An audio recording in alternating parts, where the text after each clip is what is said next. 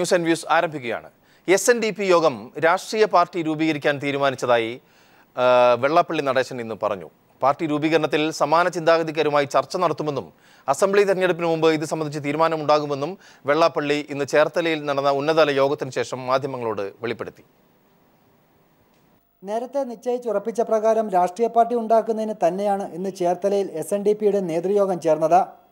ഇതുമായി ബന്ധപ്പെട്ട് നടന്ന ചർച്ചയിൽ ചില ഭിന്നാഭിപ്രായങ്ങൾ ഉണ്ടായതോടെയാണ് വിഷയം വോട്ടിങ്ങിനിടാൻ തീരുമാനിച്ചത്.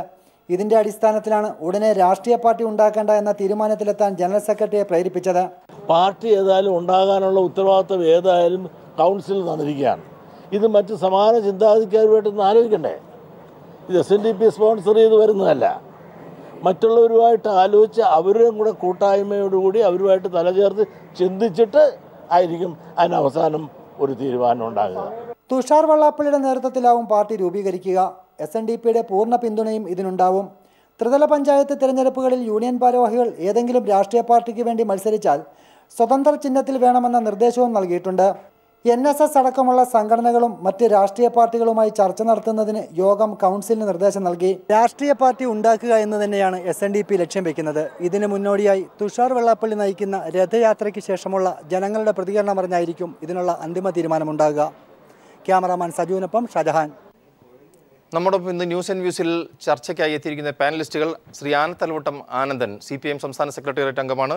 ശ്രീ ഗോകുലം ഗോപാലൻ, ശ്രീനാരായണ ധർമ്മവേദിയുടെ സാരഥിയാണ് അദ്ദേഹം. അഡ്വക്കേറ്റ് JR പത്മകുമാർ, BJPയുടെ നേതാവ്.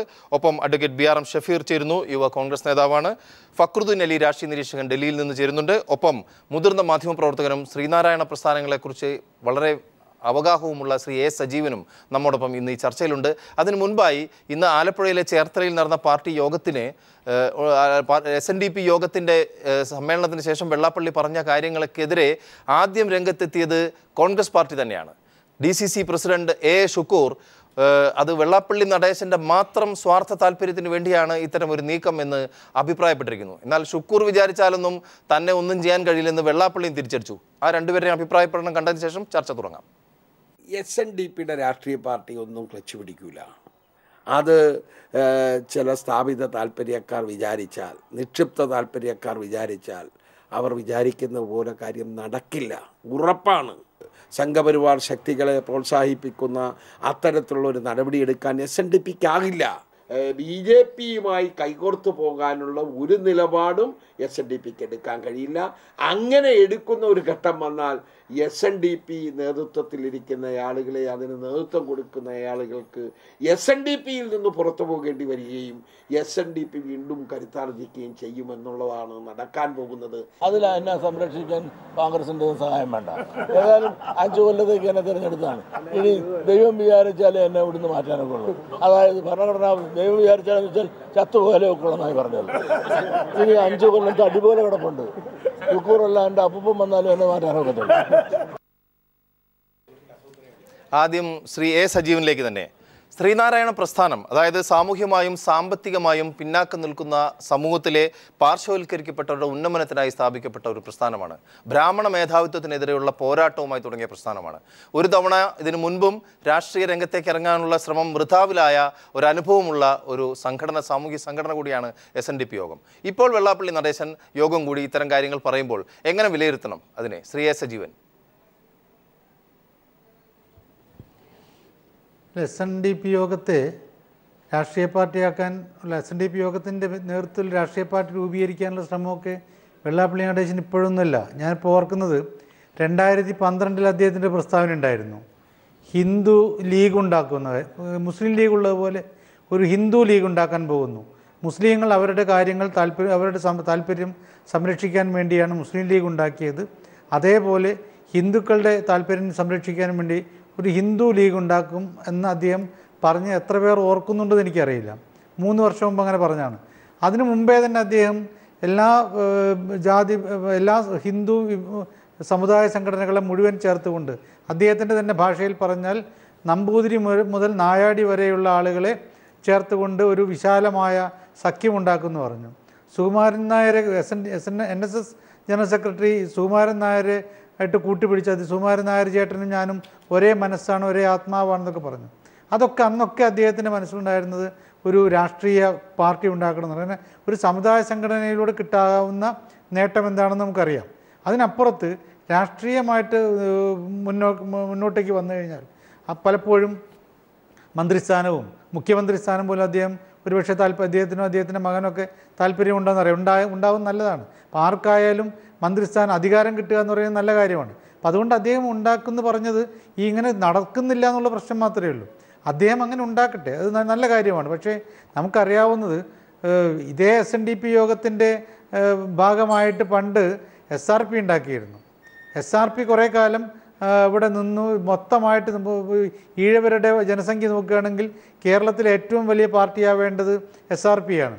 പക്ഷേ SRP എന്താണ് ഉപ്പ് വെച്ച കലം പോലെ എന്നുള്ള രീതിയിൽ ഓരോ ദിവസവും ശോഷിച്ച് പോയിട്ട് അവസാനം ഇപ്പോൾ SRP കേരളത്തിൽ ഉണ്ടായിരുന്നു എന്ന് ചരിത്രത്തിൻ്റെ ഏടുകൾ നോക്കിയിട്ട് മനസ്സിലാക്കേണ്ടി വരും. അപ്പം അതേപോലെ അതങ്ങനെ ആവണമെന്നില്ല. ഒരു പക്ഷേ ഞാൻ സത്യത്തിൽ അത് നല്ല കാര്യമായിട്ട് കാണും. കാരണം ആർക്കും ഒരു രാഷ്ട്രീയ പാർട്ടി രൂപീകരിക്കാവുന്നതാണ്. പ്രത്യേകിച്ച് ഇതേപോലെ സംഘടനാ ബലമുള്ള അതിന് നേതൃത്വം നൽകുന്ന ആളുകൾക്ക് വേണമെങ്കിൽ രൂപീകരിക്കാവുന്നതാണ്. അങ്ങനെ രൂപീകരിച്ച് അദ്ദേഹം വരട്ടെ, അത് നല്ല കാര്യമാണ്. പക്ഷേ അദ്ദേഹത്തിൻ്റെ ഈ താല്പര്യത്തോടെ ഏതൊക്കെ പാർട്ടികൾ ഇപ്പം ഇടതുപക്ഷത്തിനോ കോൺഗ്രസിൻ്റെ ഭാഗത്തും ഷുക്കൂറിൻ്റെ ഭാഗത്തുള്ള പ്രതികരണം നമ്മൾ കണ്ടു കഴിഞ്ഞു.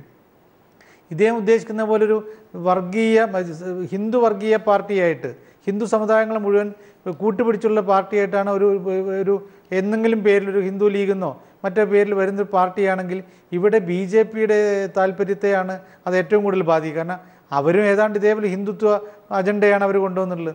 ഹിന്ദുത്വ അജണ്ടയും ഹിന്ദു ലീഗിൻ്റെ അജണ്ടയും എന്താവും എന്നുള്ള കാര്യം ഒരു കൗതുകത്തോടുകൂടി കാണേണ്ടതാണ്. എന്തായാലും ഇത് പറയാൻ തുടങ്ങിയിട്ട് കുറേ കാലമായതുകൊണ്ട് ഈ ഒരു പാർട്ടി ഏത് കാലത്ത് പിറവിയെടുക്കും എന്നുള്ളത് കാണാൻ ഒരു കൗതുകം എനിക്കുണ്ട്. നമുക്ക് തിരിച്ചു വരാം. ശ്രീ ഫക്രുദ്ദീൻ അലി, ഈ സങ്കുചിത മത രാഷ്ട്രീയ ഇടപെടൽ അല്ലെങ്കിൽ ആ താല്പര്യങ്ങളെ സംരക്ഷിക്കുന്നവരുമായി കൂട്ടുചേരുന്ന ഒരു രാഷ്ട്രീയ പ്രസ്ഥാനത്തിന് ഈ SNDP യോഗം പോലുള്ള ഒരു സമുദായ സംഘടനയ്ക്ക് എത്രമാത്രം പിടിച്ചു നിൽക്കാനാകും? എങ്ങനെയാണ് താങ്കൾക്ക് അതിനെക്കുറിച്ച് പറയാനുള്ളത്? പ്രത്യേകിച്ചും ഇപ്പോഴത്തെ രാഷ്ട്രീയ സാഹചര്യം വളരെ അനുകൂലമാണ് എന്നുള്ളൊരു വിലയിരുത്തൽ വെള്ളാപ്പള്ളി നടേശനുണ്ട് താനും. അല്ല, വെള്ളാപ്പള്ളി നടേശൻ എക്കാലഘട്ടത്തിലും BJP ഭരിക്കുന്ന ഒരു സാഹചര്യത്തിൽ BJPക്ക് അനുകൂലമായ ചില നിലപാടുകൾ എടുക്കുകയും രാഷ്ട്രീയമായിട്ട് ചില ആഗ്രഹങ്ങൾ അദ്ദേഹം പ്രകടിപ്പിക്കുകയും ചെയ്തിട്ടുണ്ട്. അത് അദ്ദേഹം BJPക്ക് അനുകൂലമായ നിലപാടെടുക്കുന്നതിൻ്റെ പേരിൽ അദ്ദേഹത്തെ നമ്മൾ കുറ്റപ്പെടുത്തുകയാണ്. അദ്ദേഹത്തിൻ്റെ വ്യക്തിപരമായ കാര്യമാണ്. പക്ഷേ ഈഴവ സമുദായത്തിനെ ഈ രീതിയിൽ കൊണ്ടുപോകാൻ പറ്റുമെന്നുള്ളത് അദ്ദേഹത്തിൻ്റെ ഒരു തെറ്റിദ്ധാരണയാണ്. പ്രധാനമായിട്ടും ഒന്നാമത്തെ കാര്യം, നമ്മൾ നേരത്തെ SRP എന്ന പാർട്ടി ഉണ്ടായി. SRP എന്ന പാർട്ടി ഉണ്ടായി അത് കാലയവനിയേക്കുള്ളിൽ മറന്ന് നമ്മൾ കാണുകയുണ്ടായി. കേരളത്തിൽ ഈഴവ സമുദായത്തിൻ്റെ താല്പര്യങ്ങൾ ഏറ്റവും നന്നായിട്ട് ഒത്തുപോകുന്നത് അത് മതപരമോ ജാതീയമായിട്ടല്ല, അത് ഈഴവ സമുദായത്തിന് ശ്രീനാരായണ ഗുരു നൽകിയിട്ടുള്ള പ്രബുദ്ധതയുണ്ട്. അദ്ദേഹം വിട്ടുപോകുന്ന ഈ പറഞ്ഞ SNDP പ്രസ്ഥാനമാണ് ഇപ്പോൾ വെള്ളാപ്പള്ളി എന്നത്. പാമ്പിൻ്റെ പാമ്പായിരുന്ന ഗുരുദേവൻ ശ്രീലങ്കയിലേക്ക് പോയി അദ്ദേഹത്തിൻ്റെ തോല് ഉപയോഗിച്ചുകൊണ്ട് ഗുരുദേവൻ്റെ പേരിൽ ആ സംഘടന നയിച്ചുകൊണ്ടാണ് വെള്ളാപ്പള്ളി. അപ്പം വെള്ളാപ്പള്ളി നയിക്കുന്ന സംഘടനയ്ക്ക് ആ സമുദായത്തിൻ്റെ മഹാഭൂരിപക്ഷത്തിൻ്റെ സപ്പോർട്ട് കിട്ടും എന്ന് എനിക്ക് തോന്നുന്നില്ല. കാരണം അവർ ഇടതുപക്ഷത്തിൽ നല്ലൊരു പങ്കും എല്ലാവരും ഞാൻ പറഞ്ഞത് ഏതാണ്ട് 60% അല്ല 50% ഈഴവർ ഇടതുപക്ഷത്തിൻ്റെ കൂടെ നിൽക്കുന്നവരാണ്. അവർ ഏറെക്കുറെ അവർ സാറ്റിസ്ഫൈഡ് ആണ്. കാരണം കഴിഞ്ഞ ഒരു 50 വർഷത്തെ കേരളത്തിൻ്റെ ചരിത്രം എടുത്താൽ ഇടതും പലതുമുള്ള ലെഫ്റ്റ് പാർട്ടികൾ, അത് കോൺഗ്രസ് പിന്നെ ലിബറൽ ലെഫ്റ്റ് പാർട്ടിയാണ് കേരളത്തിൽ. ഇടതുപക്ഷത്തിനോട് അവർക്ക് മത്സരിക്കേണ്ടത് അവർക്ക് അവർ കൊടുത്ത JR പത്മകുമാർ, ഇന്നുണ്ടായ ഒരു സംഭവവികാസം, ഒരു ഡെവലപ്മെന്റ് എന്ന് പറയുന്നത് ഈ SNDP യോഗത്തിന്റെ ഉന്നതതല യോഗത്തിന് ശേഷം മാധ്യമപ്രവർത്തകരെ കണ്ട ശ്രീ വെള്ളാപ്പള്ളി നടേശൻ പറഞ്ഞൊരു കാര്യം, RSSമായോ സംഘപരിവാറുമായോ സഹകരിക്കില്ല, ആ നിലപാടിലാണ് ഇപ്പോൾ SNDP യോഗം നിലകൊള്ളുന്നത് എന്നാണ്. അതിൻ്റെ രാഷ്ട്രീയം എന്താണ്? ഇത്രയും കാലം അമിത്ഷാ ഉൾപ്പെടെയുള്ളവരുമായി ചർച്ച ചെയ്ത് ചില എന്താ പറയുക മാസ്റ്റർ പ്ലാൻ തയ്യാറാക്കിയിട്ട് പെട്ടെന്ന് അതിൽ നിന്ന് വ്യതിചലിക്കുന്നതായിട്ട് തോന്നുന്നുണ്ടോ? ഇല്ല, അത് സഹകരിക്കില്ല എന്ന് പറഞ്ഞത് നിങ്ങളുടെ മാധ്യമ രീതിയിലുള്ള ഒരു അവലോകനമാണ്. അദ്ദേഹത്തിനോട് പത്രപ്രവർത്തകൻ ചോദിച്ചത് RSS ഹൈജാക്ക് ചെയ്യാൻ സമ്മതിക്കുമോ എന്ന് ചോദിച്ചപ്പോൾ RSSനെ ഹൈജാക്ക് ചെയ്യാൻ എന്നല്ല, RSS അങ്ങനെ ഹൈജാക്ക് ചെയ്യണമെന്ന് ആവശ്യം ഉന്നയിച്ചിട്ടില്ലല്ലോ. ഏതെങ്കിലും സംഘപരിവാർ പ്രസ്ഥാനങ്ങളെ SNDP ഹൈജാക്ക് ചെയ്യണമെന്ന് ആഗ്രഹിച്ചോ? അല്ലെങ്കിൽ പറഞ്ഞോ? ഇത് വാർത്ത സൃഷ്ടിക്കുന്നതും ചോദ്യം സൃഷ്ടിക്കുന്നതും ഉത്തരം ഉണ്ടാക്കുന്നതും മാധ്യമ ലോകമാണ്. ഇപ്പോൾ ഇതിനെ സംബന്ധിച്ചിടത്തോളം ഈ SNDP വഴിക്കങ്ങ് വിടുക. നിങ്ങൾക്ക് വേറെ ഒത്തിരി ജോലിയുണ്ടല്ലോ. ഇപ്പോൾ മാർക്സിസ്റ്റ് പാർട്ടിയെ സംബന്ധിച്ചിടത്തോളം ഭൗതികവാദത്തിൽ അധിഷ്ഠിതമായി വർഗ്ഗസമരത്തിലൂടെ ഒരു സാമൂഹ്യ നീതി ഉണ്ടാക്കാൻ അതിന് ഒരുപാട് സ്പേസ് കേരളത്തിലുണ്ടല്ലോ, ഇന്ത്യയിലുണ്ട്. അതങ്ങ് പോവുക. SNDP ഒരു സാമുദായിക സാംസ്കാരിക സംഘടന. താങ്കൾക്ക് പറയാൻ പറ്റും, അതായത് ശിവഗിരി മഠമാണെങ്കിലും ആലുവയിലെ അദ്വൈതാശ്രമമാണെങ്കിലും ഒരുപാട് സ്വാമിമാരെല്ലാം ഇതിനെതിരാണ്. അല്ല, ആരെങ്കിലും അദ്ദേഹം പറഞ്ഞോ? അദ്ദേഹത്തിന് ഇപ്പോൾ SNDP സംഘടനയ്ക്ക് ഒരു രാഷ്ട്രീയ പ്രസ്ഥാനം ഉണ്ടാക്കാനുള്ള സ്വാതന്ത്ര്യമുണ്ട്. അതിൽ വിശ്വസിക്കുന്നവരെല്ലാവരും ഇപ്പോൾ ഒരു സാംസ്കാരിക സംഘടന എന്നുള്ളതിൽ, സാമുദായിക സംഘടന എന്നുള്ള നിലയിൽ അവരുടെ പ്രവർത്തകർക്ക് ആ സംഘടനയോടുള്ള സ്നേഹമുള്ള പോലെ തന്നെ വ്യത്യസ്തമായ രാഷ്ട്രീയ വീക്ഷണമുണ്ട്.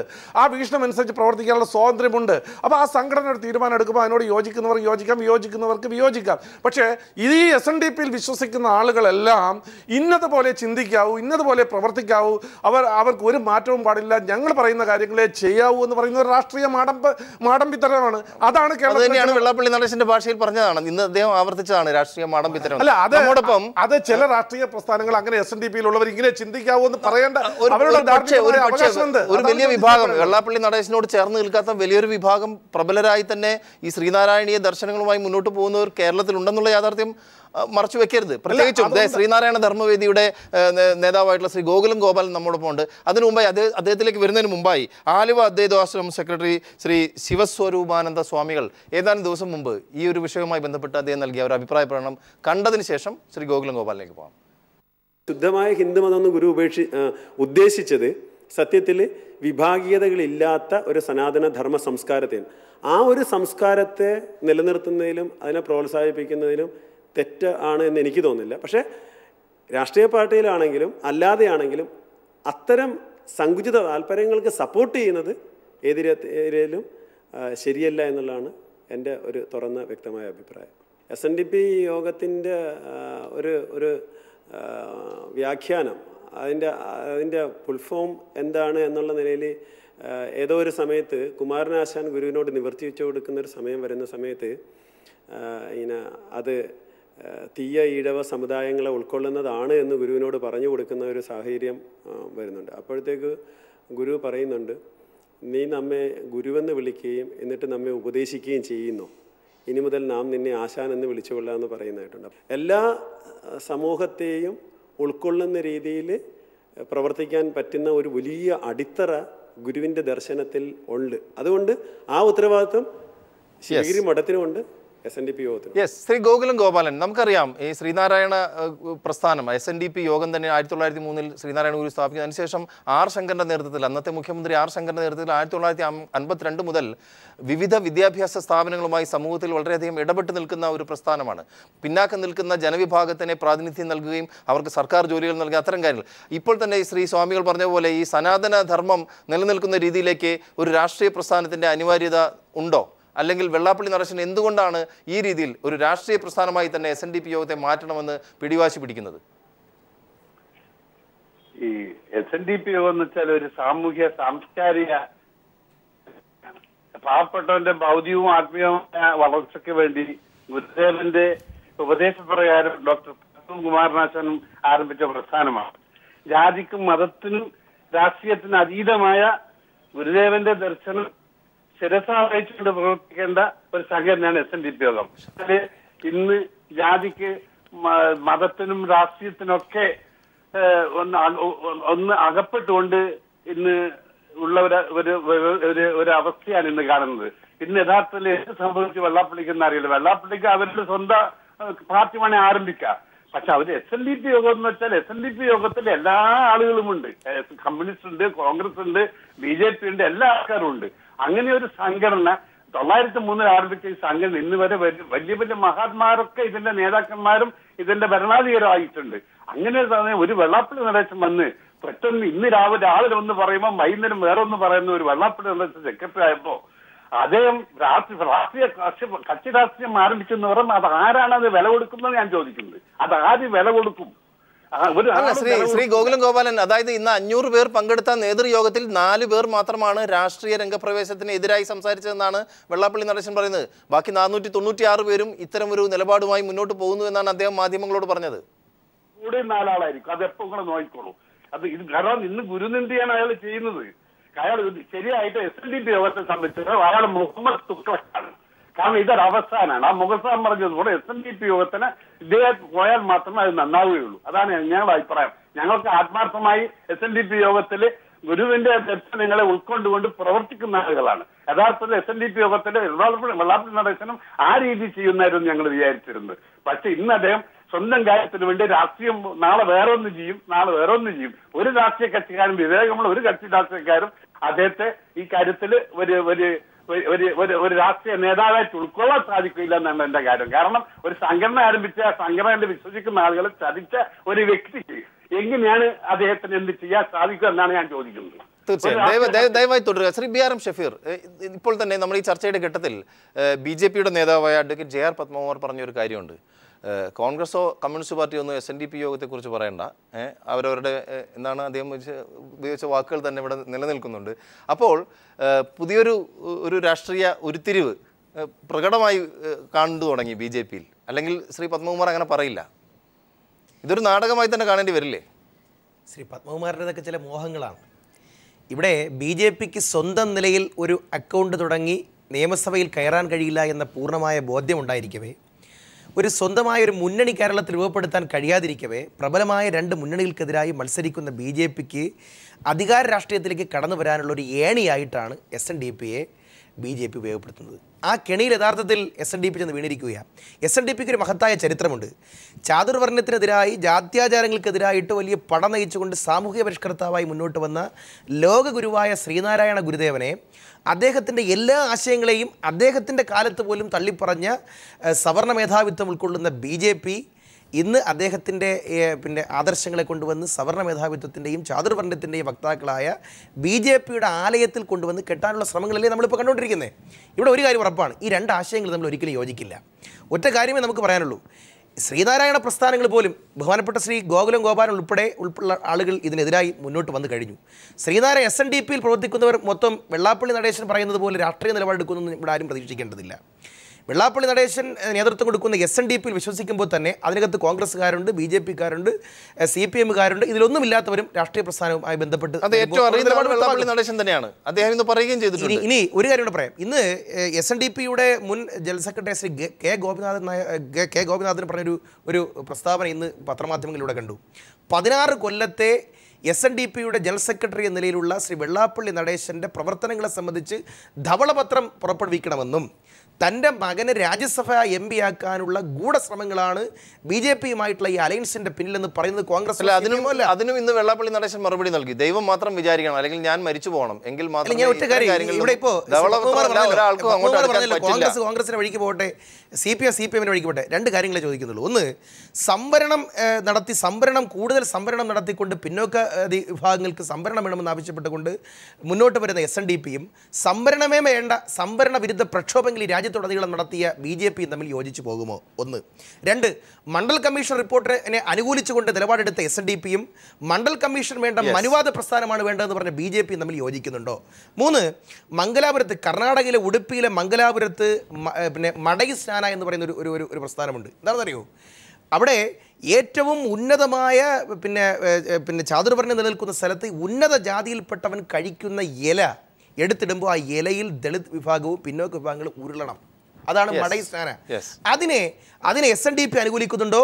RSSന് അതിനെ സംബന്ധിച്ച് നിലപാട് എന്താണ്? അനിവാര്യമായ ഒരു ഇടവേളയ്ക്ക് ശേഷം ഗൗരവമായ ഈ വിഷയങ്ങൾ ചർച്ച ചെയ്യാമെന്ന് കരുതുന്നു. ചർച്ച ചൂടുപിടിക്കുമെന്ന് തോന്നുന്നു. പ്രത്യേകിച്ചും അഡ്വക്കേറ്റ് JR പത്മകുമാർ അല്പം പ്രകോപിതനായിരിക്കുകയാണ്. നമുക്കറിയാം ശ്രീ ഫക്രുദ്ദീൻ അലി, ഈഴവ സമുദായം എന്ന് പറയുന്നത് കേരളത്തിൻ്റെ ജനസംഖ്യാനുപാതം കണക്കുകളൊക്കെ എടുക്കുകയാണെങ്കിൽ 25% കൂടുതലുള്ളതാണ്. ഒരുപക്ഷെ വോട്ട് ബാങ്ക് എന്ന കണക്കിൽ അത് വളരെയധികം സാധ്യതകൾ ഒരു വശത്ത് നിലനിൽക്കുകയും ചെയ്യുന്നു. പോളറൈസേഷൻ എന്ന് പറയുന്നത് എപ്പോഴും വിഭാജനം രാഷ്ട്രീയത്തിൽ, പ്രത്യേകിച്ച് ഇലക്ട്രൽ രാഷ്ട്രീയത്തിൽ വളരെ പ്രധാനവുമാണ്.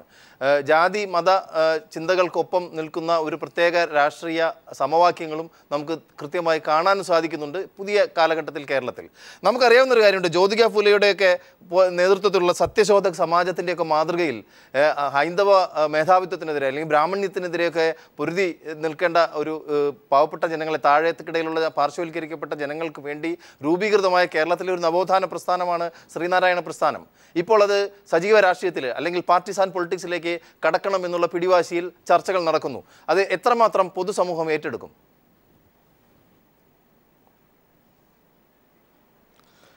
SNDP യോഗത്തെ സംബന്ധിച്ചിടത്തോളം ഞാൻ നേരത്തെ പറഞ്ഞ പോലെ അവർക്ക് കൃത്യമായി കാലാകാലമായിട്ട് അവരുടേതായ ഒരു അജണ്ട ഉണ്ടായിരുന്നു. പക്ഷേ അതുപോലെയല്ല കേരളത്തിലെ ഈഴവ സമുദായത്തിൻ്റെ നിലപാടുകൾ. അവർ ഇന്ന് കേരളത്തിലെ കഴിഞ്ഞ ഒരു 50 വർഷ ചരിത്രം നിങ്ങൾ എടുത്തു നോക്കുകയാണെങ്കിൽ ഏറ്റവും അധികം മുന്നോട്ട് വന്ന 2 കമ്മ്യൂണിറ്റികൾ, സോഷ്യൽ മൊബിലിറ്റിയുടെ സാമൂഹ്യമായിട്ട് ഏറ്റവും അധികം എല്ലാ അർത്ഥത്തിലും മുന്നോട്ട് വന്ന 2 കമ്മ്യൂണിറ്റി, ഒന്ന് ഈഴവ കമ്മ്യൂണിറ്റിയാണ്, ഒന്ന് മുസ്ലിം കമ്മ്യൂണിറ്റിയാണ്. മുസ്ലിം കമ്മ്യൂണിറ്റി കുറച്ചുകൂടി കൂടുതൽ മുന്നോട്ട് വന്നത് നമുക്ക് വിസിബിളായി തോന്നും, കാരണം അത് ഗൾഫ് പണത്തിൻ്റെ ഒരു ഇൻഫ്ലുവൻസ് കൂടിയുണ്ട്. പക്ഷേ തദ്ദേശീയമായ സമൂഹങ്ങൾ നമ്മൾ എടുത്തു നോക്കുകയാണെങ്കിൽ ഏറ്റവും അധികം മുന്നോട്ട് വന്നിട്ടുള്ളത് ഈഴവ സമുദായമാണ്. അത് ഈഴവ സമുദായ അംഗങ്ങൾക്ക് തന്നെ വളരെ കൃത്യമായിട്ട് അറിയാവുന്ന കാര്യമാണ്. അപ്പോൾ നിങ്ങൾ ചോദിക്കുക എന്തുകൊണ്ടാണ് അടുത്ത കാലത്തായിട്ട് കുറച്ച് ഡിസ്കണ്ടന്റ് നമ്മൾ കണ്ടല്ലോ. അത് കമ്മ്യൂണിസ്റ്റ് പാർട്ടിയുടെയൊക്കെ ചില പോക്കിൽ അവർക്ക് ഇതിൽ അസംതൃപ്തി ഉണ്ടായിരുന്നു. ഈ രീതിയിൽ പോയാൽ പോലെ കുറച്ചും കൂടി കമ്മ്യൂണിസ്റ്റ് പാർട്ടിക്ക് ഒരു ഇടതുപക്ഷ സ്വഭാവം കാണിക്കേണ്ടതായിട്ടുണ്ട്.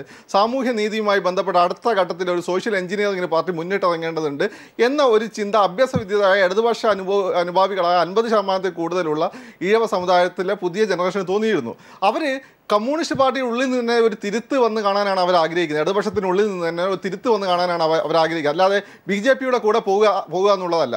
നിങ്ങൾ നേരത്തെ പറഞ്ഞ പോലെ ഹൈന്ദവതയോടല്ല ശ്രീനാരായണ ഗുരു യുദ്ധം പ്രഖ്യാപിച്ചത്. കാരണം ഹൈന്ദവതയായിട്ട് എന്തിനാണ് നമ്മൾ യുദ്ധം പ്രഖ്യാപിക്കുന്നത്? ലോകത്തെ ഏറ്റവും മഹത്തായ എല്ലാ സംസ്കാരങ്ങളെ ഉൾക്കൊള്ളുന്ന, എല്ലാ മതങ്ങളെയും ഉൾക്കൊള്ളുന്ന സർവ്വധർമ്മ സമഭാവന പറയുന്ന മഹത്തായ മതമാണ്. ബ്രാഹ്മണിസത്തിനെതിരെയാണ്.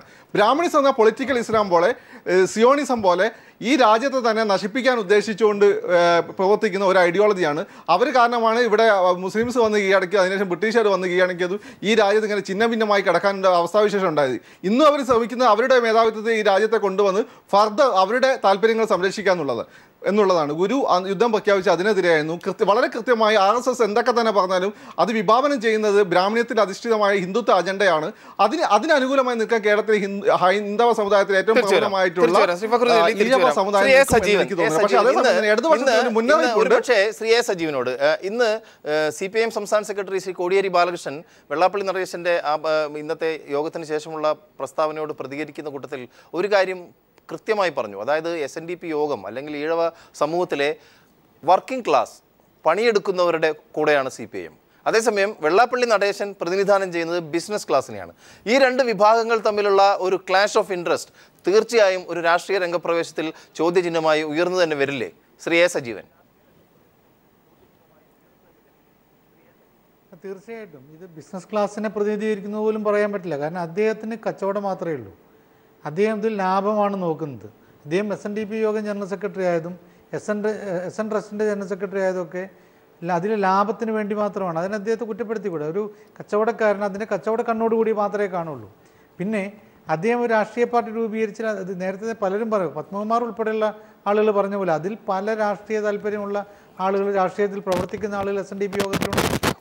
അങ്ങനെ ഒരു പ്രസ്ഥാനത്തെ ഒറ്റയടിക്ക് ഒരു പ്രത്യേക വിഭാഗമായിട്ട് മാറ്റാൻ കഴിയുമെന്ന് വിചാരിച്ച് കഴിയില്ല. കാരണം അദ്ദേഹം അതുകൊണ്ട് ആണ് നേരത്തെ BJPക്ക് പിന്തുണ കൊടുക്കുന്ന രൂപത്തിലേക്ക് വന്നു. അതിന് ശക്തമായ എതിർപ്പ് വന്നപ്പോഴാണ് ഒരു രാഷ്ട്രീയ പാർട്ടി രൂപീകരിച്ച് കളയാമെന്ന് വിചാരിച്ചത്. ഈ രാഷ്ട്രീയ പാർട്ടി രൂപീകരിക്കണമെന്ന് ഞാൻ നേരത്തെ പറഞ്ഞ പോലെ 3 വർഷം മുമ്പേ അദ്ദേഹം പ്രഖ്യാപിച്ചതാണ് ഹിന്ദു ലീഗ്. എവിടെ പോയി ഹിന്ദു ലീഗ്?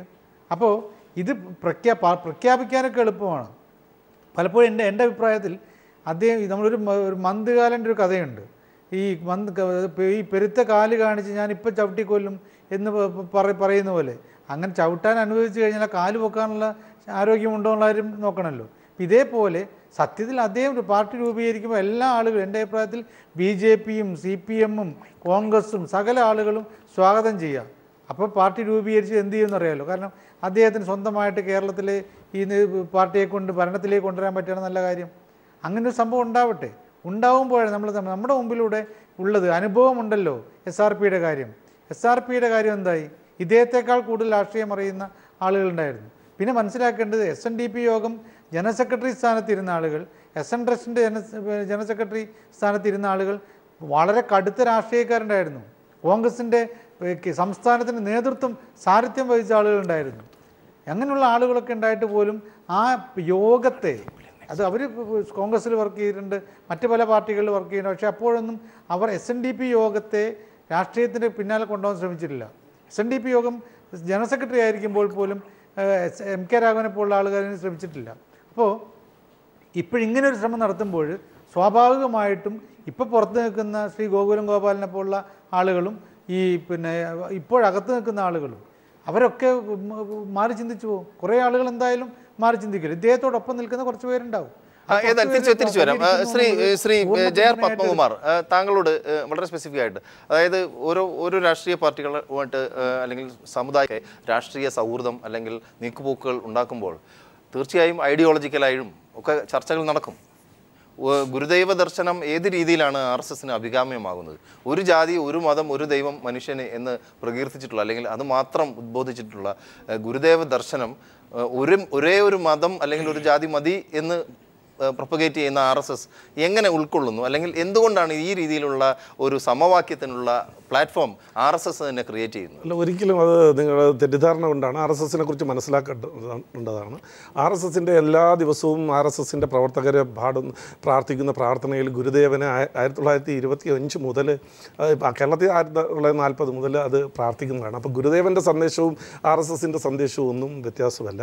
ഇവിടെയുള്ള യഥാർത്ഥ പ്രശ്നം ഈ SNDP ഒരു രാഷ്ട്രീയ പ്രസ്ഥാനമായി അല്ലെങ്കിൽ SNDPയിൽ വിശ്വസിക്കുന്ന ആളുകൾ ഒരു രാഷ്ട്രീയ പാർട്ടിയായി മാറുന്നതിൽ ആളുകൾ ഭയപ്പെടുന്നു. അതിൽ കോൺഗ്രസിന് ഭയപ്പാടുണ്ട്, കമ്മ്യൂണിസ്റ്റ് പാർട്ടി ഭയപ്പാടുണ്ട്. അവരവരുടെ മേഖലയിൽ പ്രവർത്തിക്കാതെ മറ്റൊരു സ്ഥലത്തേക്ക് ഇങ്ങനെ തലയിട്ട് നോക്കേണ്ട യാതൊരു ആവശ്യമില്ല. അവർ SNDP അല്ലെങ്കിൽ ശ്രീനാരായണീയർ അല്ലെങ്കിൽ SNDP വിശ്വസിക്കുന്ന ആളിലൊക്കെ ഈ SNDP വെള്ളാപ്പള്ളി പറയുന്ന അതീതമായി ചിന്തിക്കുമെങ്കിൽ അവരങ്ങനെ ചിന്തിച്ചോട്ടെ. എന്തിനവർ ഭയപ്പെടുന്നത്? ഇവിടുത്തെ യഥാർത്ഥ പ്രായോഗികമായ ഒരു പ്രശ്നം ആരും മനസ്സിലാക്കുന്നില്ല.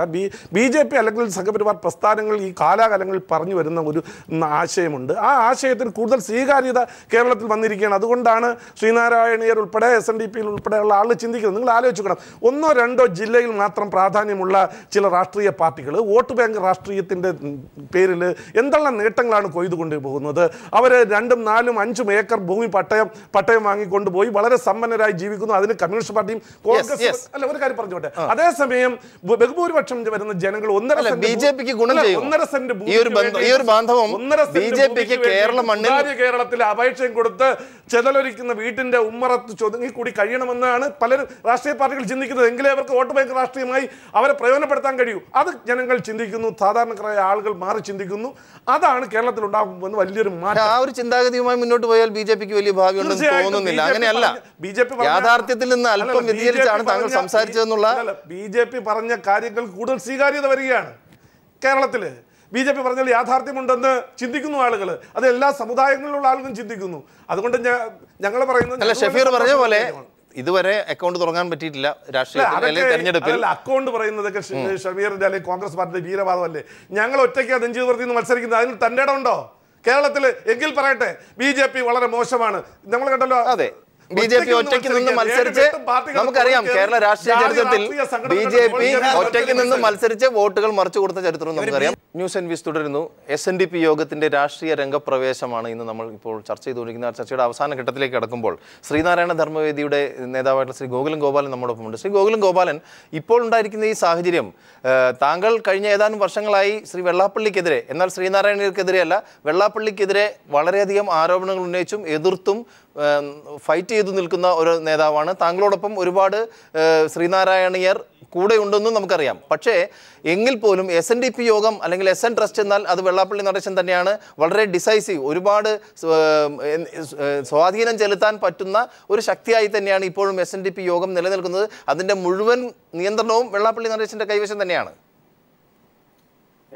ഹലോ, പറഞ്ഞോളൂ. ഞാൻ ഒരു രാഷ്ട്രീയ പ്രസ്ഥാനത്തിന്റെ വക്താവല്ല. എന്നെ സംബന്ധിച്ചുള്ള SNDP യോഗം ഒരു കോടി ജനതയുടെ ഒരു പ്രതീക്ഷയാണ്. അത് ശ്രീനാരായണ ഗുരുദേവന്റെ ദർശനങ്ങൾ ഉൾക്കൊണ്ട് ചെയ്യുന്ന ഒരു സാമൂഹിക പ്രസ്ഥാനമാണ്. അതിനെ ഒന്നും ബാധിക്കാൻ പാടില്ല, അല്ല അതിലെ ജനങ്ങള് ഒന്നും അങ്ങോട്ടും ഇങ്ങോട്ടും മാറിപ്പോവാൻ പാടില്ല. അവർക്കൊരു വിഭ്രാന്തി ഉണ്ടാക്കാൻ പാടില്ല എന്നുള്ള ഉദ്ദേശത്താണ് ഞങ്ങൾ രാഷ്ട്രീയ പാർട്ടി എന്ന് വേണ്ട. കാരണം SRP ഉണ്ടാക്കിയപ്പോഴും ഇപ്പോൾ ഉണ്ടാക്കിയപ്പോൾ എല്ലാം ജനങ്ങൾ അതിനൊരിക്കലും സഹകരിക്കില്ല. ശ്രീനാരായണ ഗുരുദേവന്റെ പ്രസ്ഥാനത്തിൽ വിശ്വസിക്കുന്നവർക്ക് എല്ലാ രാഷ്ട്രീയ കക്ഷികളും ഉണ്ട്, എല്ലാ രാഷ്ട്രീയത്തിലും അവർ ചേർന്നവരാണ്. പക്ഷേ SNDP എന്നത് രാഷ്ട്രീയ പ്രസ്ഥാനമാക്കി മാറ്റാൻ അനുവദിക്കുന്നില്ല എന്ന് മാത്രമാണ് പറയുന്നത്. ഏത് പ്രത്യേക രാഷ്ട്രീയ കക്ഷികൾ ചേരണമോ ചേരണ്ടോ എന്നും അത് ഒരു പ്രത്യേക രാഷ്ട്രീയ കക്ഷിക്കാരോടും എനിക്ക് പ്രത്യേക വിദ്വേഷമില്ല. വളരെ കൃത്യമാണ്. ഈ രാഷ്ട്രീയ അപജയങ്ങൾക്കെതിരെ ഇപ്പോൾ വെള്ളാപ്പള്ളി നടേശൻ അദ്ദേഹത്തിന്റെ പുത്രൻ തുഷാർ വെള്ളാപ്പള്ളിയെ കൊണ്ട് രാഷ്ട്രീയ കേരള സംരക്ഷണ യാത്ര നടത്താൻ പോവുകയാണ്. ശ്രീ ഷഫീർ, രാഷ്ട്രീയ അപജയം എന്ന് പറഞ്ഞാൽ ഇപ്പോൾ കേരളത്തിലെ രാഷ്ട്രീയ അന്തരീക്ഷത്തിൽ ഭരണപക്ഷത്തെ തന്നെയാണ് ഉദ്ദേശിക്കുന്നത് അല്ലേ? അങ്ങനെ ചിന്തിക്കണ്ടേ? അതോ BJP പോളറൈസ് ചെയ്യുകയാണോ? അല്ല, അങ്ങനെയല്ല. ഇവിടെ ഇപ്പോൾ വളരെ വളരെ വ്യക്തമായ ഒരു രാഷ്ട്രീയ ലൈൻ അവർ തമ്മിൽ യോജിപ്പിൽ ഉണ്ടാക്കിയിട്ടുണ്ട് എന്ന് പറഞ്ഞാൽ വേറെ ഒന്നുമല്ല. പാവപ്പെട്ട കുറേ പിന്നോക്ക സമുദായത്തിലെ ചില കക്ഷികളെ കൂടെ ചേർത്ത് നിർത്തി അതിനൊരു മറയാക്കിക്കൊണ്ട് തുഷാർ വെള്ളാപ്പള്ളിയുടെ നേതൃത്വത്തിൽ ഒരു രാഷ്ട്രീയ സംഘടന ഉണ്ടാക്കുക. LK അദ്വാനി രഥയാത്ര നടത്തിയതുപോലെ കേരളത്തിലൊരു രഥയാത്ര നടത്തുക. ജാതി വികാരങ്ങളെ ഇക്കിളിപ്പെടുത്തി രാഷ്ട്രീയത്തിലൊരു പോളറൈസേഷൻ ഉണ്ടാക്കുക. അതിനുശേഷം BJPക്ക് ഒരു 5 സീറ്റിൽ മേൽക്കൈ കിട്ടത്തക്ക തരത്തിൽ കാര്യങ്ങൾ ക്രമീകരിക്കുക. ഇത് കൃത്യമായ സംഘപരിവാറിൻ്റെയും ശ്രീ വെള്ളാപ്പള്ളി നടേശൻ്റെയും അജണ്ടയാണ്. ഈ അജണ്ട ഇതിവിടെ നടക്കില്ല. കാരണം അരുവിക്കര തെരഞ്ഞെടുപ്പിൽ നമ്മൾ കണ്ടല്ലോ. അരുവിക്കര തെരഞ്ഞെടുപ്പിൽ ആദ്യം ശ്രീ M വിജയകുമാറിനെ സപ്പോർട്ട് ചെയ്യുന്നു. അതിനുശേഷം ശ്രീ രാജഗോപാലിനെ സപ്പോർട്ട് ചെയ്തുകൊണ്ട് മൈക്രോ ഫിനാൻസ് സംഘങ്ങൾക്ക് നിർദ്ദേശം കൊടുക്കുന്നു. ഏറ്റവും അവസാനം ശബരിനാഥൻ ജയിക്കുമെന്ന് കണ്ടപ്പോൾ ശബരിനാഥൻ അടിച്ചു കയറുന്നു പരസ്യമായി പ്രസ്താവന നടത്തും. ഇതാണ് ശ്രീ വെള്ളാപ്പള്ളിയുടെ രാഷ്ട്രീയം. ശ്രീ ഷുക്കൂർ, ആലപ്പുഴയിലെ DCC പ്രസിഡന്റ് ശ്രീ ഷുക്കൂർ പറഞ്ഞല്ലോ, ശ്രീ VM സുധീരൻ ആലപ്പുഴയിൽ മത്സരിച്ചപ്പോൾ തുറന്നാണല്ലോ അദ്ദേഹം എതിർത്തത്. ശ്രീ PC വിശ്വനാഥ് ചെങ്ങന്നൂർ മത്സരിച്ചപ്പോൾ തോൽപ്പിക്കുമെന്ന് പറഞ്ഞ് പരസ്യമായി പ്രസ്താവന നടത്തിയല്ലോ. KC വേണുഗോപാലൻ. അപ്പോൾ SNDP അല്ല ഞങ്ങൾ എതിർക്കുന്നത്. ശ്രീ വെള്ളാപ്പള്ളി നടേശൻ കോൺഗ്രസിലെ ഏതെങ്കിലും നേതാവിനെ പരസ്യമായി തോൽപ്പിക്കാൻ ഇറങ്ങിയാൽ അവരെല്ലാം ജയിച്ചു വരികയാണ്. പക്ഷേ ഈ നേതാക്കളെല്ലാം അവിടെ എത്തുന്നുണ്ട്.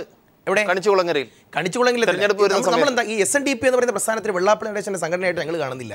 ഇത് കേരളത്തിലെ നവോത്ഥാനത്തിന് നേതൃത്വം കൊടുത്ത 1888 ഇവിടുത്തെ ചാതുർവർണ്ണത്തിനെതിരായി അരുവിപ്പുറം പ്രദർശനം നടത്തിയ രാഷ്ട്രീയ ഒരു സാംസ്കാരിക സംഘടന. 1898 ഡോക്ടർ പൾപ്പുവിൻ്റെ നേതൃത്വത്തിൽ ഈഴവ മെമ്മോറിയലിലൂടെ ഈ രാജ്യത്തെ ജനങ്ങളെ ഇളക്കി മറിച്ച രാഷ്ട്രീയ പ്രസ്ഥാനത്തെ ഒരു സാമൂഹിക പ്രസ്ഥാനമായിട്ടാണ് ഞങ്ങൾ കാണുന്നത്. വെള്ളാപ്പള്ളി നടേശൻ അതിൻ്റെയൊക്കെ ചരിത്രം മറന്നുപോയി കാണും. ഒരു കാര്യം ഉറപ്പാണ്, കേരളത്തിലെ നവോത്ഥാന സാമൂഹ്യ പ്രസ്ഥാനത്തിൽ വിശ്വസിക്കുന്ന ഒരൊറ്റ SNDP ഒരു അണിയും ഇദ്ദേഹത്തിന്റെ കൂടെ പോകത്തില്ല. പക്ഷേ നമ്മൾ ഈ ചർച്ച ചെയ്തെല്ലാം ക്രോഡീകരിക്കുമ്പോൾ ഇത് നമ്മൾ അവസാനിപ്പിക്കുകയാണ്. അതുകൊണ്ടാണ് പറയുന്നത് BJP RSS എന്നുള്ള സംഘടനയെ പറ്റി ഇന്ന് വെള്ളാപ്പള്ളി നടേശൻ അധികം സംസാരിച്ചിട്ടില്ല. അല്ല, അത് തന്ത്രമാണ്. ഇപ്പോൾ ഇദ്ദേഹം വിചാരിച്ചെന്ന് പറഞ്ഞാൽ SNDPയിലെ മുഴുവൻ യൂണിയനുകളും ഇദ്ദേഹത്തിന് അനുകൂലമായിട്ട് വരുമെന്നാണ് വിചാരിച്ചത്. പക്ഷേ അദ്ദേഹത്തിൻ്റെ കുടുംബാധിത്വത്തിനുമെതിരായി ഈ പറയപ്പെടുന്ന രാഷ്ട്രീയ ലൈനിനെതിരായി അവിടുത്തെ SNDPയുടെ യൂണിയനുകൾ പ്രതികരിച്ച് തുടങ്ങുമെന്ന് കണ്ടപ്പോൾ സംഗതി കുഴപ്പമാകുന്നുവെന്ന് കണ്ടപ്പോഴാണ് ഞാനിപ്പോൾ സംഘപരിവാറിൻ്റെ കൂടെ ഇപ്പോൾ പോകുന്നില്ല എന്നുള്ള രാഷ്ട്രീയ അടവ് നയം എടുത്തുകൊണ്ട് വരുന്നത്. ഒറ്റ കാര്യമേ ഉള്ളൂ, SRPക്ക് കേരള രാഷ്ട്രീയത്തിൽ പിടിച്ചു നിൽക്കാൻ അന്ന് കഴിഞ്ഞില്ല എങ്കിൽ വെള്ളാപ്പള്ളി നടേശൻ രാഷ്ട്രീയ സംഘടനയ്ക്കും തുഷാർ വെള്ളാപ്പള്ളിയെ രാഷ്ട്രീയ നേതാവാക്കാനുള്ള നിലപാടുകൾക്കും കേരളത്തിൽ ഒരു പ്രസക്തി. ശ്രീ A. സജീവൻ, നമ്മൾ അവസാനിപ്പിക്കുന്നു. ഈ ഒരു രാഷ്ട്രീയ പാർട്ടിയുടെ സംഘാടനവുമായി ബന്ധപ്പെട്ട് എത്രമാത്രം സ്പേസ് ഉണ്ട് കേരളത്തിൽ, കേരള രാഷ്ട്രീയ അന്തരീക്ഷത്തിൽ? ചുരുക്കി. അല്ല, ഇവിടെ കേരളത്തിൽ ഈർക്കിൽ പാർട്ടികൾ ധാരാളം ഉള്ളതുകൊണ്ട് എത്ര രാഷ്ട്രീയ പാർട്ടി വന്നാലും പ്രശ്നമൊന്നുമില്ല. എത്ര നമുക്ക് നമ്മുടെ മുമ്പിലുണ്ടല്ലോ നമ്മുടെ PC ജോർജിൻ്റെ സെക്യുലർ കേരള കോൺഗ്രസ് ഇല്ലേ, ഇതേപോലെ കുറേ പാർട്ടികൾ വരും വന്ന്. ഇപ്പം നമ്മളതുകൊണ്ട് ഇതൊന്നും പേടിക്കേണ്ടില്ല. ഇത് കുറച്ച് കാലത്തേക്ക് എന്തെങ്കിലും അധികാരത്തിൻ്റെ അപകർഷങ്ങൾക്ക് വേണ്ടിയിട്ട് കുറേ പാർട്ടികളുണ്ടാവും. ഈ പാർട്ടികളൊന്നും ഇപ്പം പറയുന്ന സംസാരിക്കുന്ന രീതിയിലുള്ള ഒരു ബലവും ഉണ്ടാക്കില്ല. അത് അതേപടി പോകും. ഇദ്ദേഹം തന്നെ പലപ്പോഴും ഇദ്ദേഹത്തിൻ്റെ ഏറ്റവും പ്രിയപ്പെട്ട ആളായിരുന്ന രാജൻ ബാബുവിനെ JSSൻ്റെ ഭാരവാഹിയാക്കി വെച്ചിരുന്നില്ലേ? എന്നിട്ട് JSSന് വേണ്ട പിന്തുണ കിട്ടിയോ? കേരളത്തിൽ JSSന് എന്തെങ്കിലും ഒരു ഇളക്കം സൃഷ്ടിക്കാൻ പറ്റിയോ? SNDP യോഗത്തിൻ്റെ പ്രധാനപ്പെട്ട ആൾ വെള്ളാപ്പള്ളി നടേശൻ്റെ ഏറ്റവും പ്രിയപ്പെട്ട ആളാണ് രാജൻ ബാബു. രാജൻ ബാബു ഈ JSSൽ വന്നിട്ട് പോലും ഒരു ചലനം ഉണ്ടാക്കാൻ പറ്റിയില്ല. അപ്പോൾ അതുകൊണ്ട് ഓരോ ശ്രമവും നടത്തി നോക്കുന്നത് നല്ല കാര്യമാണ്. PC ജോർജ് പാർട്ടി ഉണ്ടാക്കിയതുപോലെ അങ്ങനെ പല ആളുകളും പാർട്ടി ഉണ്ടാക്കിയ പോലെ ഒരു പാർട്ടി വരട്ടെ. വരുന്ന കാര്യം നമുക്ക് കാണുക എന്നുള്ളതാണ്. അതിഥികൾ ദയവായി തുടരുക. ഒരു ഇടവേള എടുത്തതിന് ശേഷം നമുക്ക് അടുത്ത വിഷയത്തിലേക്ക് കടക്കാം. VM സുധീരന്റെ പാർട്ടി പുനഃസംഘാടനവുമായി ബന്ധപ്പെട്ടുള്ള വിഷയം ചർച്ച ചെയ്യുന്നു. ന്യൂസ് ആൻഡ് വ്യൂസ് തുടരുന്നു. നമ്മൾ മറ്റൊരു വിഷയത്തിലേക്ക് കടക്കുകയാണ്. കഴിഞ്ഞ കുറച്ച് ആഴ്ചകളായി കോൺഗ്രസിന്റെ സമുന്നതരായ നേതാക്കളെല്ലാം പറഞ്ഞുകൊണ്ടിരിക്കുന്ന ഒരു കാര്യമുണ്ട്. കോൺഗ്രസ് പാർട്ടിയുടെ പുനഃസംഘാടനം ഏകദേശം 75% പൂർത്തിയായെന്ന്. പക്ഷേ അത് സമ്മതിക്കാത്ത ഒരേ ഒരാളേ ഉള്ളൂ, അത് KPCC പ്രസിഡന്റ് VM സുധീരൻ തന്നെയാണ്. ഇപ്പോൾ വരാനിരിക്കുന്ന തദ്ദേശ ഭരണ തെരഞ്ഞെടുപ്പ് ആസന്നമായിരിക്കുന്ന ഈ സമയത്ത് പുനഃസംഘാടനം നടത്തേണ്ടതില്ല എന്ന രീതിയിൽ ഇന്നലെ മാധ്യമ വാർത്തകൾ വന്നിരുന്നു. അതിനെ അനുകൂലിക്കുന്ന വിധത്തിൽ തന്നെയായിരുന്നു ശ്രീ VM സുധീരൻ സംസാരിച്ചതും ഡൽഹിയിൽ. പക്ഷേ ഇന്ന് VM സുധീരൻ വീണ്ടും മാറിയിരിക്കുന്നു. പഞ്ചായത്ത് തെരഞ്ഞെടുപ്പിന് മുമ്പ് തന്നെ ഈ പാർട്ടിയുടെ പുനഃസംഘാടനം നടത്തി പൂർത്തിയാക്കും എന്ന നിലപാടിൽ VM സുധീരൻ ഉറച്ചു തന്നെ നിൽക്കുകയാണ്. നീട്ടിവെക്കലല്ല, നിർബന്ധത്തിൻ്റെയോ വാശിയുടെയോ ഒന്നും കാര്യം ഈ നടപടിയിൽ തടസ്സമാകില്ല എന്നൊക്കെ സുധീരൻ പറയുന്നുണ്ടെങ്കിലും യഥാർത്ഥത്തിൽ ഇത് വലിയൊരു ഉരുൾപൊട്ടലിലേക്ക് കോൺഗ്രസ് പാർട്ടിയെ നയിക്കാനുള്ള സാധ്യതകളിലേക്കാണ് വിരൽ ചൂണ്ടുന്നത്. ആ സുധീരൻ്റെ മായി സംബന്ധിച്ച് അല്പം മുമ്പുണ്ടായ ആ സംഭവ വികാസങ്ങളുടെ റിപ്പോർട്ട് കണ്ടതിന് ശേഷം ചർച്ചയിലേക്ക് വരാം. 2 ദിവസം ദില്ലിയിൽ തങ്ങിയ VM സുധീരൻ ഹൈക്കമാൻഡ് നേതാക്കളുമായി സംസ്ഥാന പാർട്ടി പുനഃസംഘടന സംബന്ധിച്ച് വിശദമായ ചർച്ച നടത്തി. കോൺഗ്രസ് നേതൃത്വത്തിൽ ദില്ലിയിൽ നടന്ന കർഷക റാലിക്ക് ശേഷം കോൺഗ്രസ് ഉപാധ്യക്ഷൻ രാഹുൽ ഗാന്ധിയുമായും കൂടിക്കാഴ്ച നടത്തി. ഗ്രൂപ്പ് ഇടപെടലുകൾ കാര്യമാക്കാതെ പുനഃസംഘടനയുമായി മുന്നോട്ടു പോകാൻ രാഹുൽ നിർദ്ദേശിച്ചതായാണ് സൂചന. കൂടിക്കാഴ്ചയ്ക്ക് ശേഷം മാധ്യമങ്ങളെ കണ്ട സുധീരൻ പുനഃസംഘടന നടത്തുമെന്ന് വ്യക്തമാക്കി. പുനഃസംഘടനാ പ്രക്രിയയുമായി മുന്നോട്ട് പോകും. ഇപ്പോൾ അത് നീട്ടേണ്ടതായിട്ടുള്ള യാതൊരു സാഹചര്യവും നിലനിൽക്കുന്നില്ല. ഭംഗിയായി മുന്നോട്ട് പോകാൻ സാധിക്കും. പഞ്ചായത്ത് തെരഞ്ഞെടുപ്പ് ഒരു തടസ്സമല്ല. ഇത് എത്രയും വേഗത്തിൽ പൂർത്തിയാക്കാനുള്ള സാഹചര്യം നിലവിലുണ്ട്. സംസ്ഥാനത്തെ പുനഃസംഘടന നീട്ടിവെക്കുമെന്ന വാർത്തകളെ KPCC അധ്യക്ഷൻ തള്ളിപ്പറഞ്ഞു. പുനഃസംഘടന നടത്തില്ലെന്ന AI ഗ്രൂപ്പുകളുടെ പിടിവാശിയെയും സുധീരൻ പരോക്ഷമായി വിമർശിച്ചു. ഇത് ഏതെങ്കിലും ഒരു നിർബന്ധത്തിൻ്റെയോ വാശിയുടെയോ പ്രശ്നമായി ആരും കാണില്ലെന്നാണ് എൻ്റെ വിശ്വാസം. അതേസമയം കർഷക റാലിയിൽ പങ്കെടുക്കാനെത്തിയ മുഖ്യമന്ത്രി ഉമ്മൻചാണ്ടി പതിവിൽ നിന്നും വിരുദ്ധമായി സോണിയയോ രാഹുലിനെയോ കാണാതെ ദില്ലിയിൽ നിന്നും മടങ്ങി. പുനഃസംഘടനയുടെ കാര്യത്തിൽ സുധീരൻ പ്രകടിപ്പിക്കുന്ന ആത്മവിശ്വാസം AI ഗ്രൂപ്പുകളെ ഒരുപോലെ പ്രകോപിപ്പിക്കുന്നു. പുനഃസംഘടനാ കാര്യത്തിൽ അനുകൂലമായ കൃത്യമായ ഉറപ്പ് നേടിയിട്ടാണ് KPCC അധ്യക്ഷൻ VM സുധീരൻ ദില്ലിയിൽ നിന്നും കേരളത്തിലേക്ക് മടങ്ങുന്നത്. ദില്ലിയിൽ നിന്നും ക്യാമറമാൻ രാജീവ് കർണാടിക്കൊപ്പം സന്തോഷ് തർലിംഗ്. ഒരുപക്ഷേ കോൺഗ്രസ് പാർട്ടിയുടെ നിയമസഭാ കക്ഷി നേതാവിന് പോലും കാണാൻ സാധിച്ചില്ല AICC അധ്യക്ഷയെ. അദ്ദേഹം മടങ്ങിയിരിക്കുന്നു ഉമ്മൻചാണ്ടി. പക്ഷേ VM സുധീരൻ വിജയ് ശ്രീലാളിതനായി മടങ്ങി വരുന്നതിൻ്റെ ലക്ഷണങ്ങളും കാണിക്കുന്നു. പക്ഷേ കോൺഗ്രസ് പാർട്ടിയിലെ പുനഃസംഘാടനം കിറാമുട്ടി തന്നെയാണ്. അത്ര എളുപ്പം അത് സാധിക്കുന്നതല്ല. പ്രത്യേകിച്ചും ചരിത്രത്തിൻ്റെ ഭാഗം എന്ന് തന്നെ കോൺഗ്രസ് പാർട്ടിയിൽ ഉണ്ടായിരിക്കുന്ന ഈ സംഭവവികാസങ്ങളെ വിശേഷിപ്പിക്കേണ്ടി വരും. AI ഗ്രൂപ്പുകൾ ഒന്നു ചേർന്നിരിക്കുന്നു VM സുധീരനെതിരെ. ശ്രീ BRM ഷഫീർ, എന്തെങ്കിലും സാധ്യതയുണ്ടോ VM സുധീരൻ പറഞ്ഞതിനോട്? പ്രത്യേകിച്ചും ഒരു കൺസ്യൂമർ ഫെഡ് MD പോലും ചെയർമാനെ പോലും മാറ്റാൻ പറ്റാത്ത ഒരു KPCC പ്രസിഡന്റാണ്. കൺസ്യൂമർ ഫെഡിൻ്റെ വിഷയം എന്ന് പറയുന്നത് ഭരണപരമായ വിഷയമാണ്. അതിലൊന്നും സാങ്കേതികമായിട്ടൊന്നും KPCC പ്രത്യേകിച്ച് ഇടപെടലൊന്നും നടത്താറില്ല. ഇവിടുത്തെ പ്രശ്നം എന്നറിയോ, AICCയുടെ ജനറൽ സെക്രട്ടറി ശ്രീ മുകുൽ വാസനിക്ക് 14 ജില്ലകളിലും പോയി ആയിരക്കണക്കിന് പ്രവർത്തകരെ നേരിട്ട് കണ്ട് അവരുടെ പൊതുവികാരമായിട്ട് എടുത്തുകൊണ്ട് വന്ന ഒരു പുനഃസംഘടനാ പ്രോസസ്സ് മണ്ഡലത്തിലും വാർഡുകളിലും ബൂത്തുകളിലും എല്ലാം പൂർത്തിയായി. ബ്ലോക്ക് തലങ്ങളിൽ 280 പരം ബ്ലോക്കുകളിലും അത് പൂർത്തിയായി. ഇനി ആകെ അവശേഷിക്കുന്നത് DCCകളിൽ മാത്രമാണ്. DCCകളിൽ പുനഃസംഘടന നടത്താൻ കോൺഗ്രസ് പാർട്ടിയിൽ ഈ 3 നേതാക്കന്മാരോട് ഒരുമിച്ച് വിചാരിച്ചാൽ ഏറ്റവും കുറഞ്ഞത് ഒരു 5 ദിവസം കൊണ്ട് തന്നെ ഈ പ്രോസസ്സ് പൂർത്തിയാക്കാവുന്നതാണ്. ഇവിടെ പക്ഷേ VM സുധീരൻ പറഞ്ഞ 5-10 ആളുകളെ കൂട്ടിച്ചേർക്കേണ്ടി വരും. അല്ല, അങ്ങനെയല്ല. അതിനകത്ത് ഇപ്പോൾ ഗ്രൂപ്പുകൾ കോൺഗ്രസ് പാർട്ടിയിലൊരു യാഥാർത്ഥ്യമാണ്. ആ ഗ്രൂപ്പുകൾക്കൊന്നും തന്നെ വിശ്വാസമില്ലാത്ത, ഗ്രൂപ്പുകളിലൊന്നും തന്നെ ഉൾപ്പെടാത്ത ചില ആളുകൾ കോൺഗ്രസ് പാർട്ടിയിലുണ്ട്. എന്ന് പറഞ്ഞാൽ നേതാക്കന്മാരെ അപമതിക്കുന്നുള്ളതല്ല. കോൺഗ്രസ് പാർട്ടിയിൽ ഗ്രൂപ്പ് ഇല്ലാതെയും കുറെ ആളുകളുണ്ട്. താങ്കൾ ഏത് ഗ്രൂപ്പാണ്? താങ്കൾക്ക് ഗ്രൂപ്പ് ഉണ്ടോ? കോൺഗ്രസ് ആണ്. ഒരു നിമിഷം താങ്കൾക്ക് തിരിച്ചു വരാം. ശ്രീ A സജീവൻ, വയനാട്ടിലും കാസർഗോഡും ഒക്കെ ഒരുപാട് സ്ഫോടനാത്മകമായ സാഹചര്യങ്ങൾ ഉണ്ടായി DCC പുനഃസംഘാടനവുമായി ബന്ധപ്പെട്ട് എന്ന് നമുക്ക് കേൾക്കാൻ സാധിച്ചു. അതിൻ്റെ പ്രധാന കാരണം VM സുധീരൻ്റെ ഇടപെടൽ തന്നെയായിരുന്നു. വീതം വെക്കലാണല്ലോ ഗ്രൂപ്പിൽ DCC ഭാരവാഹികൾക്ക് നൽകേണ്ടത്.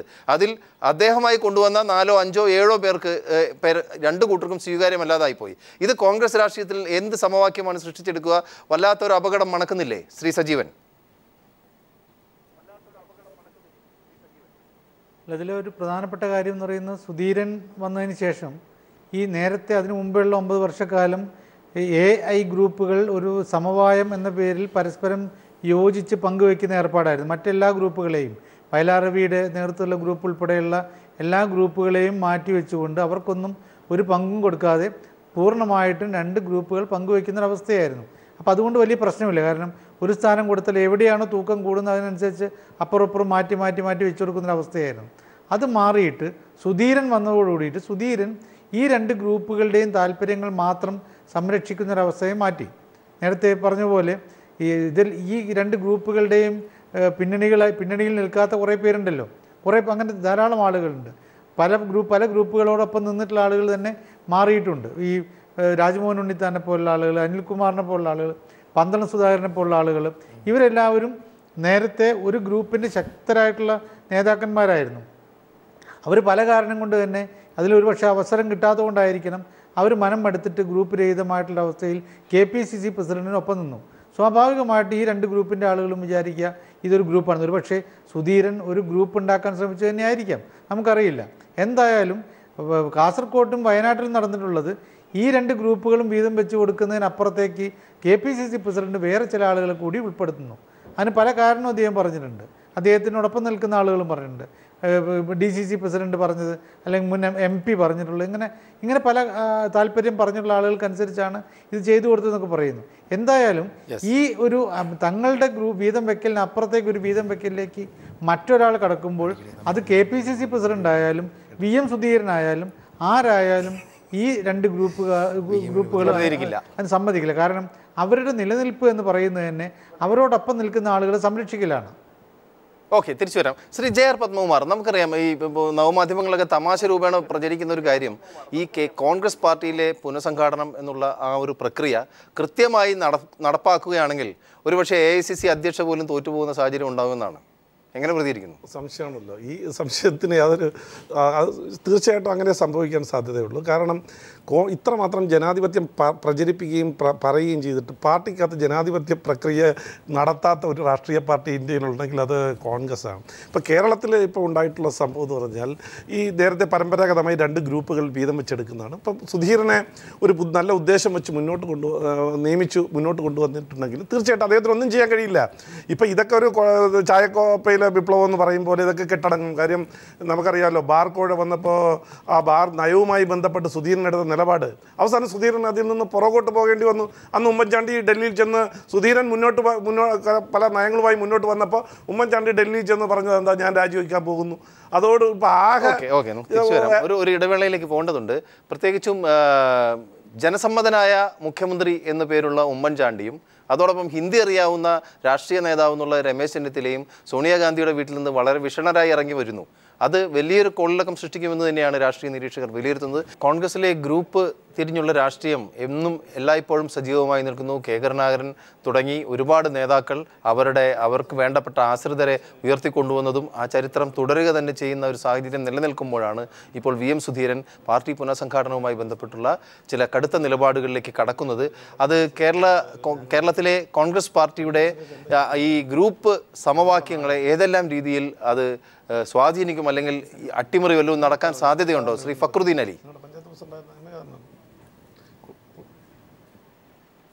അല്ല, ഇത് ഇപ്പം സുധീരൻ ഈ ഒരു നിലപാടായിട്ട് പോകുന്നു. രാഹുൽ ഗാന്ധി ഇതിന് പച്ചക്കൊടി കാണിച്ചതും ആത്മഹത്യാപരമെന്ന് പ്രായോഗിക രാഷ്ട്രീയത്തെ മനസ്സിലാക്കുന്ന ഒരാൾ എന്ന രീതി ഞാൻ ഈ കോൺഗ്രസ്സുകാരുടെ 3 തലമുറയായിട്ട് കോൺഗ്രസ് നിൽക്കുന്ന ഒരു ഫാമിലിയിൽ നിന്ന് വന്ന ഒരാളാണ്. അതിൻ്റെ അടിസ്ഥാനത്തിൽ കൂടി ആ ഒരു ചരിത്രബോധത്തിൻ്റെ അടിസ്ഥാനത്തിൽ കൂടിയാണ് പറയുന്നത് ആത്മഹത്യാപരമാണ്. കാരണം എന്ന് വെച്ചാൽ ജില്ലാ കമ്മിറ്റികളാണ് കേരളത്തിൽ രണ്ട് ഗ്രൂപ്പുകൾക്കും അവരുടെ സ്വാധീന ശക്തി കാണിക്കാനുള്ള ഏറ്റവും പ്രധാനപ്പെട്ട മാർഗം.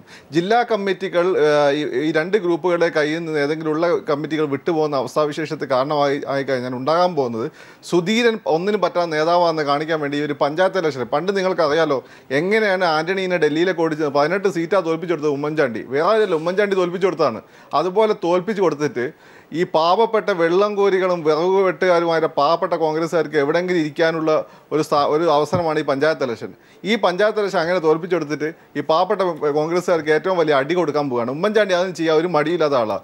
ഇപ്പം തന്നെ സുധീരനെതിരെ ഒരുപക്ഷെ നടപടി വേണ്ട വിധത്തിൽ വന്നിട്ടില്ലെങ്കിൽ നാളെ സ്വന്തമായിട്ട് തൃണമൂൽ ഉണ്ടാക്കാൻ പോലും ഉമ്മൻചാണ്ടി മടിക്കില്ല. കാരണം ഉമ്മൻചാണ്ടിയുടെ ഏറ്റവും വലിയ സപ്പോർട്ടേഴ്സ് സെൻട്രൽ ട്രാവൻകൂറിലെ ക്രിസ്ത്യൻസാണ്. അവർ കരുണാകരൻ പാർട്ടി ഉണ്ടാക്കിയപ്പോൾ ഇത് ഹിന്ദുസ് പോയില്ല എന്ന് പറയുന്നത് ക്രിസ്ത്യൻസ് സ്വന്തം കാര്യത്തിൽ നോക്കി അങ്ങോട്ടും ഇങ്ങോട്ടും, എസ്പെഷ്യലി സെൻട്രൽ ട്രാവൻകൂറിലെ ക്രിസ്ത്യൻസ് അങ്ങോട്ടും ഇങ്ങോട്ടും പോകും. അതൊന്നും ആ കാര്യത്തിൽ ഒന്നും സംശയമില്ല. എന്നിട്ട് സ്വന്തം അലയൻസ് ഉണ്ടാക്കി BJPയുടെ കൂടെ മത്സരിക്കാനും ഈ അദാനി കാലഘട്ടത്തിൽ ഉമ്മൻചാണ്ടി മടിക്കില്ല. അതുകൊണ്ട് കോൺഗ്രസ് നിലനിന്ന് കാണുന്നുണ്ട്. സുധീരൻ ഇവിടെ അത്രമാത്രം ആദർശമൊന്നും കാണിക്കേണ്ട. തൽക്കാലം പ്രായോഗിക ബുദ്ധിയുടെ പുറത്ത് ഇവിടെ വെച്ച് നിർത്തിയിട്ട് പഞ്ചായത്ത് ഇലക്ഷൻ നേരിടാം, നിയമസഭാ ഇലക്ഷൻ നേരിടാം. എന്നിട്ട് 2 ഇലക്ഷൻ കംഫർട്ടബിളായി ജയിച്ചാലോ തോറ്റാലോ നിയമസഭാ ഇലക്ഷന് ശേഷം അടുത്ത ഘട്ടത്തിലേക്ക് പോകുന്നതായിരിക്കും ബുദ്ധിപരം. പക്ഷേ എനിക്ക് സത്യം ഇപ്പം നടത്തുക എളുപ്പമാണ്. കാരണം ഞാൻ ഉള്ളുകൊണ്ട് ഇടതുപക്ഷ രാഷ്ട്രീയ പാർട്ടികൾ വിജയിക്കണമെന്ന് ആഗ്രഹിക്കുന്ന ആൾ ഇടതുപക്ഷക്കാരനാണ്. അതുകൊണ്ട് എനിക്ക് സന്തോഷം. പക്ഷേ എനിക്ക് കേരളത്തിലെ രാഷ്ട്രീയത്തിൽ ഇക്വിലിബ്രിയം എങ്ങനെ നിലനിന്ന് കാണണമെന്ന് ആഗ്രഹം ഉള്ളതുകൊണ്ട് ആണ് ഞാൻ ഈ പറയുന്നത്. വളരെ വ്യക്തമാണ്. നമുക്ക് ഈ ചർച്ച അവസാനിപ്പിക്കേണ്ടിയിരിക്കുന്നു. വളരെയധികം നന്ദി ശ്രീ ഫക്രുദ്ദീൻ എഴുതി, അതോടൊപ്പം തന്നെ advocate BRM Shafeer, Shri JR Padmakumar BJP നേതാവ്, ശ്രീ A സജീവൻ. വളരെ ദുഃഖകരമായ ഒരു വാർത്ത ഇപ്പോൾ ബ്രേക്ക് ചെയ്തുകൊണ്ടിരിക്കുകയാണ് നമ്മൾ. പ്രശസ്ത ചലച്ചിത്ര പിന്നണി ഗായിക രാധിക തിലക് അന്തരിച്ചിരിക്കുന്നു. കൂടുതൽ വാർത്തകൾ തുടർന്ന് കാണുക.